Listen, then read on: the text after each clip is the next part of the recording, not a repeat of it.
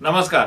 आपण आता Covid free environment मध्ये आपण फिरतोय. आपण खूप जास्त मास्क आणि काही सोशल डिस्टन्सिंग करत नाहीये. Life is coming back to what pre covid stage was आणि धकाधकीचं जीवन सुरू झालंय. घरामध्ये आपण काय काळजी घेतली पाहिजे, ऑफिसमध्ये आणि दैनंदिनी ज्या आपण व्यस्त कामामध्ये आपण असतो त्या ठिकाणी मणक्याची काय किंवा पाठीची काय काळजी घेतली पाहिजे या गोष्टीवर बोलू काही. तर मला वाटतं की सगळ्यात सर्वप्रथम घर म्हणाल्यानंतर घरी जास्त काम कोण करतं, तर कितीही म्हणालं तरी आपल्याकडे बघितलं तर फिमेल्स किंवा लेडीज किंवा महिला हे जास्त घरी पण काम करतात आणि मुलांच्यासाठी पण काळजीपूर्वक काम करतात किंवा ऑफिसचं पण काम करतात. तर ते actually work the maximum at home.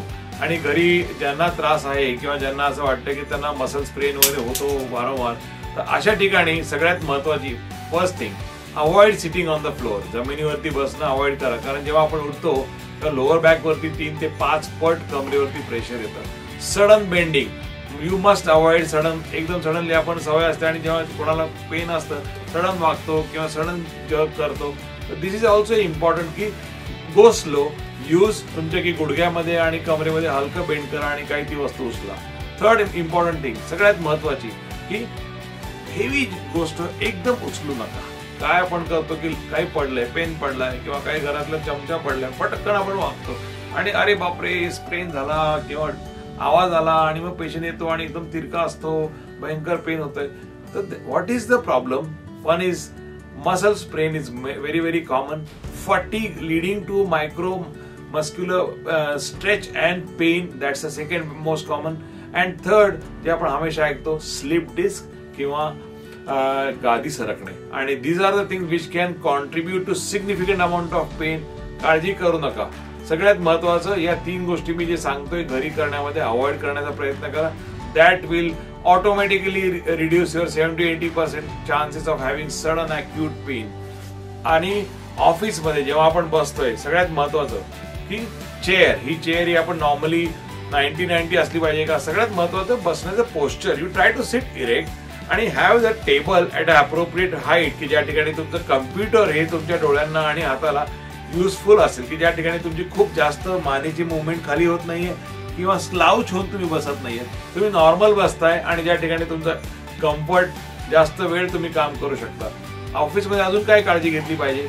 Break, regular break at 45 minutes to 1 hour. Break your constant sitting, walk आणि कम बॅक. 2-4 मिनिटं फिरून या, स्ट्रेच करून या बॉडीला. That's very very useful. आणि तिसरी महत्वाची गोष्ट की आपण जे म्हणतो की ऑफिसमधून किंवा सकाळी मी जिमला जातो किंवा मी ऍक्टिव्हिटी करतो, बी रेग्युलर इन दिस. कधीतरी आठवड्यातून एकदा करतो हे महत्वाचं नाहीये. Walking is a very very good exercise for general toning of back, neck and lower back. Brisk walking and normal walking या 2 गोष्टी आपल्याला झेपतील अशा तुम्ही करू शकता. Avoid all this food which is not good for you. आणि मी सांगण्यापेक्षा तुम्हाला माहिती आहे की what you should avoid. So आजकाल लीन इज न्यू फिट असं म्हणायला हरकत नाही, की जास्त overweight is not any more in fashion.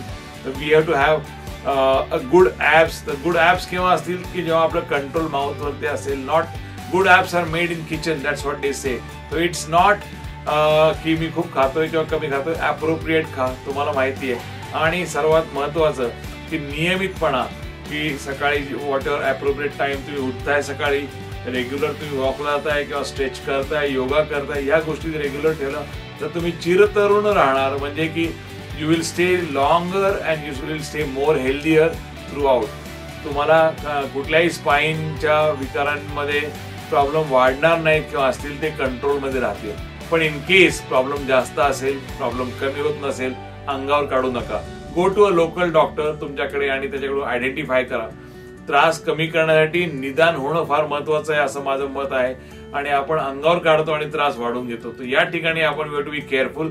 घरामध्ये किंवा फॅमिली मेंबर्स मध्ये कोणाला त्रास असेल, identify it early as possible. Thank you. Have a good day.